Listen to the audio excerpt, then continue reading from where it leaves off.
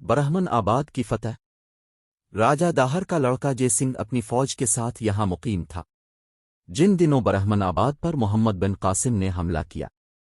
ان دنوں جے سنگھ فوجی ضروریات کے تحت باہر گیا ہو تھا۔ جب وہ واپس لوٹا تو اسلامی فوجیں شہر کا محاصرہ کر چکی تھیں۔ جے سنگھ نے مسلمانوں کی رسد بند کرنے کی کوشش کی، لیکن راجہ موکا کی قیادت میں ایک دستے نے اس پر حملہ کیا تو وہ شہر کو اپنے بھائی گوپی کے حوالے کر کے کشمیر کی طرف نکل گیا۔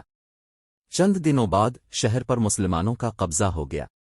یہاں راجہ داہر کی بیوی لاڈی گرفتاری ہوئی۔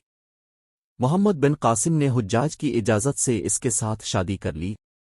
ارور کی فتح۔ ارور جو روہری سے 5 میل کے فاصلے پر واقع ہے، راجہ داہر کی راجدھانی اور سندھ کا اہم ترین مقام تھا۔ برہمن آباد کی فتح کے بعد حجاج بن یوسف نے ملکی انتظام کے بارے میں بہت سی ہدایات دیں اور ساتھ ہی ارور اور ملتان فتح کرنے کا حکم دیا۔ چنانچہ محمد بن قاسم برہمن آباد کی رہنمائی میں اسلامی لشکر ارور پہنچا۔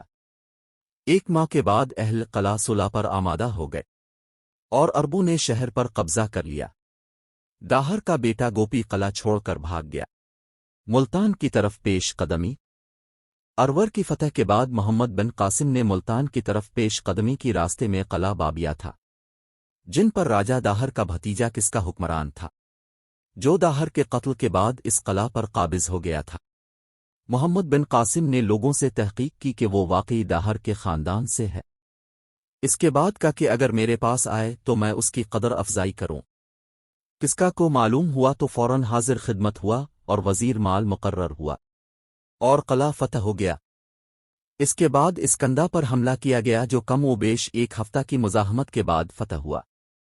یہاں کے حاکم سنگھ رائے بھاگ کر سکہ چلا گیا، جہاں کا حاکم بجہرا کا نواسا تھا، اس لیے اپنے نانا کا انتقام لینے کے لیے لڑا، لیکن ایک رات قلعہ سے بھاگ کر ملتان کی طرف نکل گیا اور قلعہ مسلمانوں کے قبضہ میں آ گیا۔ ملتان کی تسخیر 714 ملتان سندھ کا اہم سیاسی، ثقافتی اور مذہبی مرکز تھا۔ یہاں گور سنگھ کی حکومت تھی، جو بہت مضبوط راجہ سمجھا جاتا تھا۔ اس نے 2 روز تک قلعہ سے باہر نکل کر مسلمانوں کا مقابلہ کیا۔ سخت جنگ ہوئی، جس میں بہت سے اہم مسلمان جرنیل شہید ہو گئے۔ اس کے بعد وہ قلعہ بند ہو گیا۔ اس بے آب و گیا علاقہ میں مسلمانوں کے لیے زیادہ دیر تک محاصرہ جاری رکھنا ممکن نہ تھا۔ ان کے لشکر میں قحط پڑ گیا، اس لیے انہوں نے بھرپور حملہ کر کے شہر پر قبضہ کر کے قحط سے نجات پانے کا منصوبہ بنایا۔ بہت زودار مرکے ہوئے۔ بالآخر مسلمانوں کو اس نالے کا علم ہو گیا جو اہل شہر کو پانی مہیا کرتا تھا۔ انہوں نے اس کا رخ بدل دیا۔ اہل شہر پیاسے مرنے لگے اور مجبورنہ قلعہ سے باہر نکل کر لڑے، لیکن شکست کھا کر پھر قلعہ بند ہو گئے۔ اتفاقنہ ایک قیدی سے مسلمانوں کو قلعہ کی فصیل کا کمزور حصہ معلوم ہو گیا اور 2-3 دن کی سنگ باری سے شہر کی فصیل ٹوٹ گئی اور مسلمان قلعہ میں داخل ہو گئے۔ ملتان سے محمد بن قاسم کو ایک مندر کا محفوظ خزانہ ہاتھ لگا جو سینکڑوں من سونے پر مشتمل تھا۔ محمد بن قاسم نے اس خزانہ سے وہ وعدہ پورا کیا جو حجاج نے خلیفہ ولید سے کیا تھا کہ وہ مہم پر خرچ ہونے والی تمام رقم کا دگنا شاہی خزانہ میں داخل کر دے گا۔ ملتان محمد بن قاسم کی آخری قابل ذکر فتح تھی۔ اس کے بعد اس نے کچھ سرحدی قلعے مزید فتح کیے۔ انتظام سلطنت کو درست کیا۔ وہ چاہتا تھا کہ وہ قنوج پر بھی حملہ کرے۔ اس مقصد کے لیے اس نے ایک لشکر روانہ کیا اور ادھے پور تک گیا۔ خود وہ کشمیر کی طرف بڑھا، لیکن اس دوران میں حجاج بن یوسف کا انتقال ہو گیا۔ نیز خلیفہ ولید بن عبد المالک بھی چل بسا اور نئے خلیفہ سلیمان بن عبد المالک نے محمد بن قاسم کی گرفتاری اور واپسی کے احکام صادر کر دیے۔ فتح سندھ کی اہمیت۔ عربوں نے فتح سندھ ولید بن عبد المالک کے زمانے کی بہت سی فتویت میں سے ایک ہے، لیکن تاریخ عالم میں اس واقعے کو بہت اہمیت حاصل ہے۔ اس اہمیت کے چند نکات درج ذیل ہیں۔ برصغیر جنوبی ایشیا میں اسلام کی بھرپور لہرائی۔ سندھ کو باب الاسلام ہونے کا شرف حاصل ہوا اور ایک ایسے خطہ زمین میں اسلام کا بیج بویا گیا جو منگولوں کے فتنہ کے زمانے میں تمام مظلوموں کی پناہ گاہ ثابت ہوا۔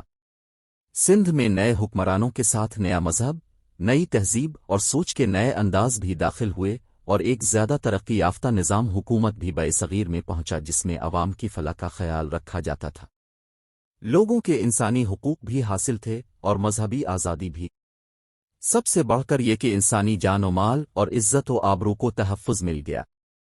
اسلامی تہذیب و تمدن نے سندھ کو متاثر کیا اور وہاں ایک مشترکہ ثقافت وجود میں آئی۔ سندھ زبان کا عربی رسم الخط سندھی میں شامل بے شمار عربی الفاظ اور معاشرت میں عربوں کے اثرات اسی فتح کے نتیجہ کے طور پر وجود میں آئے۔ عربی گھوڑاور صحرائی جہاز اونٹ صحرائے سندھ میں بھی استعمال ہونے لگا۔ فن تعمیر میں محراب و منبر اور مینار کا استعمال شروع ہوا اور کھلی اور ہوادار عمارتیں بننے لگیں اور عوام میں قانون و اخلاق کی پابندی کا جذبہ پیدا ہوا۔ فتح سندھ کے نتیجہ کے طور پر برصغیر میں تاریخ نویسی کا آغاز ہوا اور اس کے بعد کی برصغیر کی تاریخ اندھیروں میں ڈوبی ہوئی نہیں ہے۔